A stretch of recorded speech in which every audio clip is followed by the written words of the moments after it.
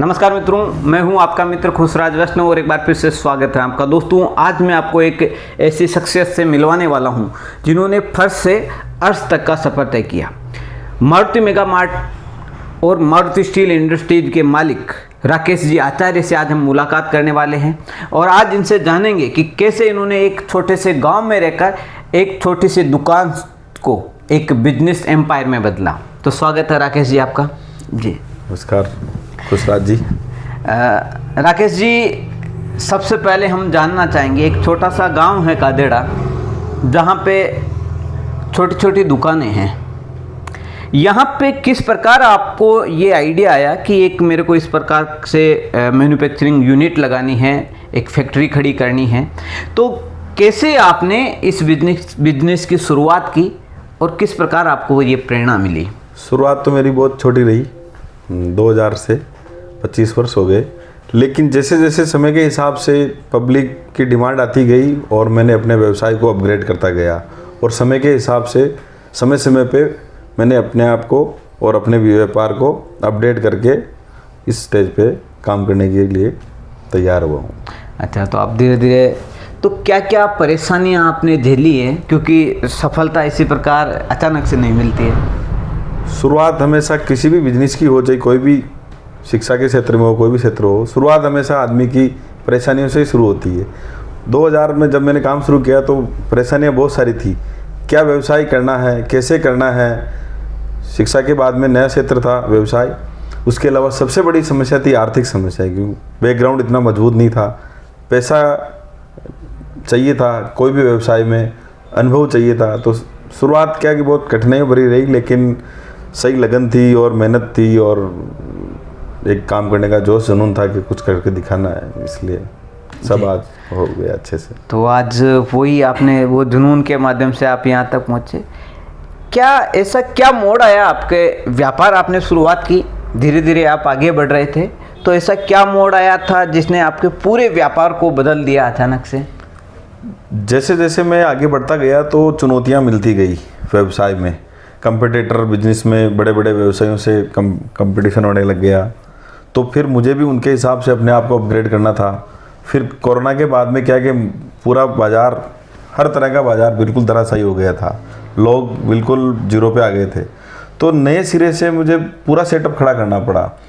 तो उसके बाद में चुनौतियाँ बहुत ज़्यादा हो गई, व्यापार बिल्कुल ख़त्म हो गया था, तो मुझे ज़्यादा मेहनत करनी पड़ी, ज़्यादा अपने आप को संघर्ष करना पड़ा।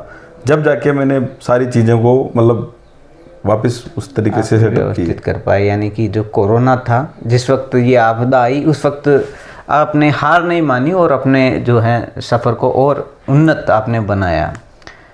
तो ये जो सफ़र था, इसमें परिवार वालों का, दोस्तों का या अन्य किसी का, आप कह लीजिए, क्या कैसा क्या सहयोग? सबका सहयोग था, सबने हौसला बढ़ाया, ऐसा नहीं किसी ने। और मैं वैसे भी सबका वही हूँ, मैं अपने हिसाब से ही अपने काम को अपडेट करता हूँ, बाकी सबसे मार्गदर्शन लेता रहता हूँ, यारों से, मित्रों से, परिवार का सबका सपोर्ट है, आप लोगों का सबका सहयोग है। जी, तो राकेश जी, जानना चाहेंगे कि अभी आप क्या क्या मैन्युफैक्चरिंग करते हैं, आपके संस्थान में क्या क्या सामान आप बनाते हैं?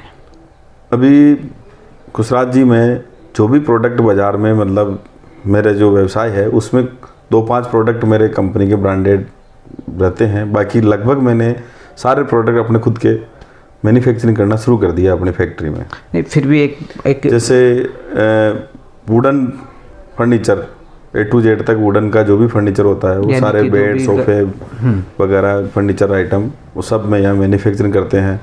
दूसरा अपन पार्टिकल फर्नीचर जो आजकल चल रहा है ट्रेंड में, उसका भी अभी नया प्लान डाला दिवाली से। जैसा थोड़ा बताएंगे आप? पार्टिकल फर्नीचर एक होता है, जैसे ये ऑफिशियल फर्नीचर, रेडीमेड फर्नीचर जिसको अपन कहते हैं बोलचाल की भाषा में, वो वाला फर्नीचर है। ड्रेसिंग वगैरह, बेड वगैरह काफ़ी वो सस्ते और अच्छे होते हैं। दूसरा अपन सोफ़े, हर रेंज के सोफ़े बनाते हैं। आम आदमी के 5000 से भी अपन ने सेल लगाई थी और 1 लाख तक का भी सोफ़ा बनाते हैं। उसके अलावा अलमीरा है, 4-5 हज़ार से स्टील अलमीरा स्टार्ट होती है अपनी, जो पाउडर कोटेड प्लांट जो अहमदाबाद वगैरह में है, आसपास कहीं नहीं, वो भी अपने यहाँ स्टार्ट किया अपन ने। और लगभग सारे प्रोडक्ट अपन यहीं बना रहे हैं छोटे मोटे करके। और कुछ चीज़ें अपन ट्रेडिंग लाइन में भी आ गए हैं। अपना एक मारुति का रजिस्ट्रेशन करा के मारुति ब्रांड से अपन ने अपने व्यवसाय को और आगे बढ़ाया है, जिसमें सिलाई मशीन है, इलेक्ट्रिक आइटम है, कूलर है, मैट्रेस है, काफ़ी प्रोडक्ट मारुति के नाम से मैंने लॉन्च कर रखे हैं और उसका अच्छा रिस्पॉन्स है। जी राकेश जी, एक चीज़ जानना चाहेंगे, इतने सारे प्रोडक्ट आप खुद मैन्युफैक्चरिंग कर रहे हैं या मार्केटिंग कर रहे हैं, आपके प्रोडक्ट दूसरों से कैसे अलग हैं? क्या क्या खासियत है आपके उत्पादों की? मैंने क्या कि शुरुआत ट्रेडिंग से की थी, मैं भी दुनिया के प्रोडक्ट ही बेच के इस स्टेज पे पहुंचा हूँ, तो उनमें जो कमियां और काफ़ी रेटों का जो वेरिएशन होता था उसको समझ के चीज़ों को मैंने अपने आप को अपडेट किया है कि कस्टमर को अच्छा माल चाहिए और सस्ता माल चाहिए। फालतू के उनको घुमा फिरा के मार्केटिंग ऐड करके उसमें खर्चे जोड़ के अगर अपन ग्राहक को संतुष्ट नहीं कर सकते, अपने को कॉस्ट को कम से कम कैसे करनी है और प्रोडक्ट को कैसे क्वालिटी सुधारनी है जी।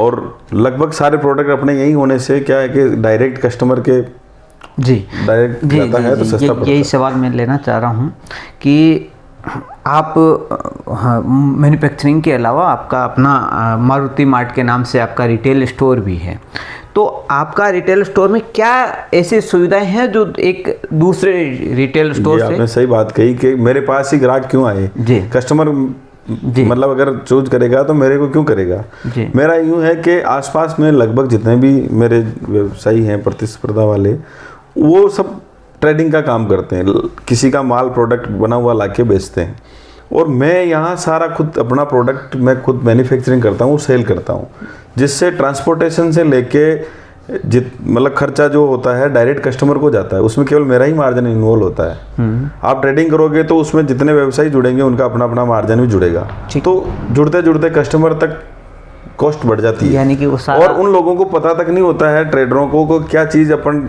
कौन बना रहा है, क्या बेच रहे हैं। ठीक है, मुझे यहाँ तक सब पता है कि अपन ने क्या रॉ मटेरियल डाला है, कौन सा माल बना है, क्या क्वालिटी बनी है। ठीक है, इसलिए अपन क्या ग्राहक को संतुष्ट कर सकते हैं और कस्टमराइज अपने पास सारे ऑप्शन है, क्वालिटी का, वैरायटी का, डिजाइनिंग का, जो ऑप्शन कस्टमर ऑनलाइन भी लेके आता है अपन उसको कंप्लीट करते हैं।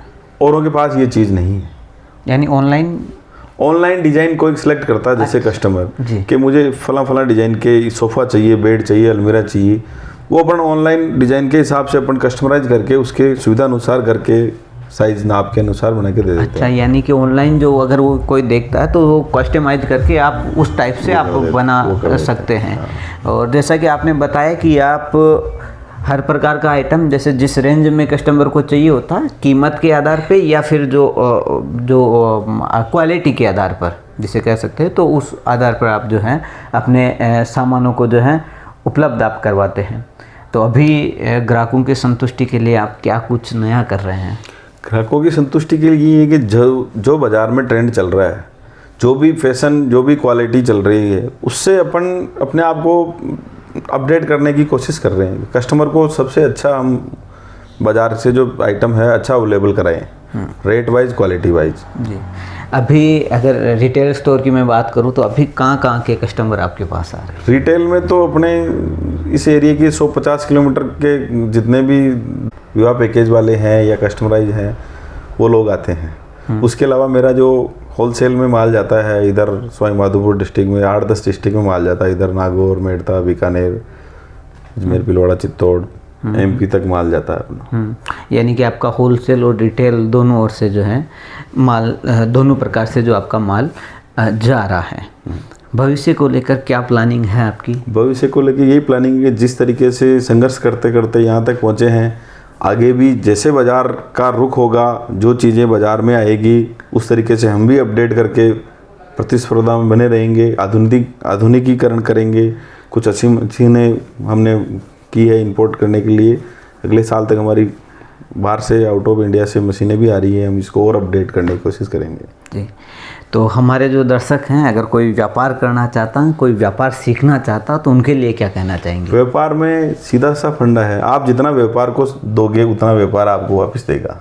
जी, तो मुश्किलों का सामना, मुश्किलें जैसे आपने कहा कि बहुत सारी मुश्किलें आई, तो बहुत सारे जो व्यापार जो सीखते हैं या करते हैं तो वो मुश्किलें देखकर वो हार जाते हैं, उनके लिए क्या कहेंगे? हारने जैसा कुछ नहीं है। आप कभी भी शुरू हो, कभी भी काम को स्टार्ट करो, लगन से करो और मतलब एक जुनून से करो, आपको सफलता मिलेगी। लेट मिलेगी चाहे जल्दी मिलेगी, मिलेगी ज़रूर। चलिए, तो मित्रों ये थे हमारे साथ राकेश जी आचार्य, मारुति स्टील इंडस्ट्रीज गादेड़ा से। धन्यवाद राकेश जी आपका। धन्यवाद।